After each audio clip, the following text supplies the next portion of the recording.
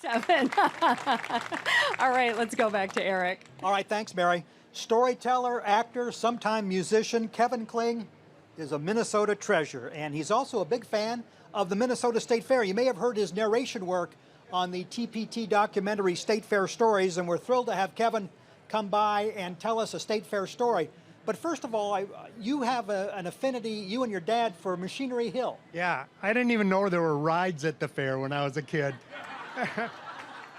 Unless it was a John Deere, and yeah, we'd leave, my dad's back would be all grass stained. When I remember walking out of the fair, I'd look and all grass on his back from laying under, and all these different implements. Was he an implement dealer? Yeah, he was. Him and my grandpa. My grandpa was one of those big German farmers, wide as he was tall. If it wasn't for the direction of his buttons, we wouldn't have known if he was laying down or standing up. Well, Kevin Kling is here to tell us a story. Kevin, go ahead. Oh, thanks. So my wife gets a call from Holland, and she's got a cousin there named Ted, and he's going to come and visit. So we go to the airport, and we pick Ted up, and he's got this pamphlet that says, Why Americans Act That Way. It's this pamphlet that tells why Americans act differently than the rest of the world. Like the first one was, Americans believe change is good. And I'm like, yeah, right. He goes, no, it could be a flood or a coup. I go, no, an American's winning the lottery. And then he goes, Americans don't believe in fate. I go, well, what do you mean, like a palm reader? And he goes, no, like there's a predestined plan we're acting out. I go, why, what? Why get up in the morning? Why watch football? He goes, we got football in Holland. I go, no, real football with cheerleaders. So I go, okay, we're going to the State Fair. We drive to the State Fair, and we're outside, and Ted goes, there's a parking place, $5. No, Ted, you park on the street. It's tradition. And after driving around for about an hour and a half, I find the perfect spot. It's blocking a driveway in front of a fire hydrant, but it's good. And only about a mile from the fair. So we get into the fair, and my wife and I are wearing our I'm with stupid t-shirts, and she's got the with crossed off of mine. And we get in, I go, hey, Ted, let's go to Machinery Hill. We'll watch a calf being born and then grab a bite to eat. He says, I think something should be done in private. So we go straight to the food barn. And he keeps going, you call this sausage, you call this beer, you call this cheese.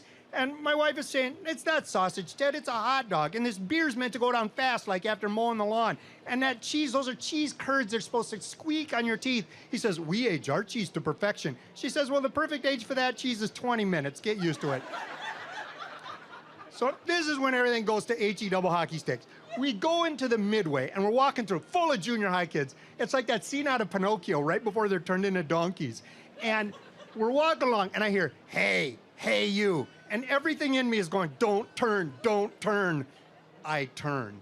And there he sits, the dunking clown. This clown that sits over a tank of water, and you hit a target, and he drops into the water. And I mean, this guy's insults. I remember him as a kid. I mean, he could get Gandhi to throw a ball.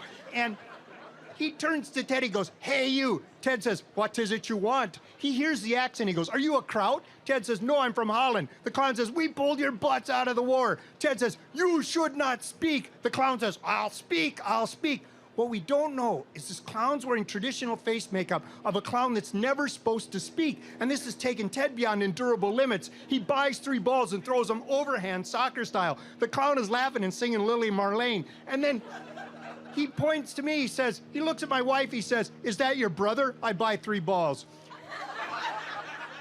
I throw 2, but I miss. She tells me later I was aiming at his head. Then she grabs the last ball, boom, hits the target, and the clown's down. Ted and I rush the tank. Ted's pounding on the glass, screaming something in Flemish that seems to require more phlegm than usual.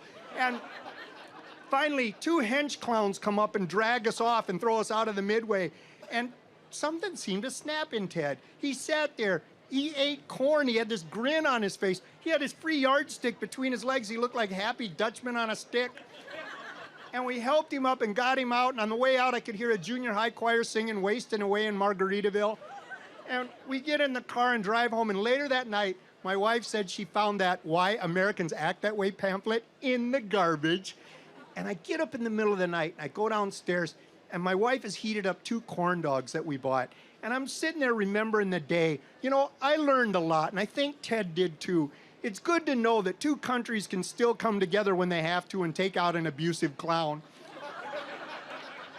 And we sat there remembering the day, the perfect end to the perfect day. Everybody. Fantastic.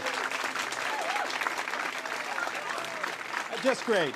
The entertainment continues. Geraldine Steele in the audience with a special musical.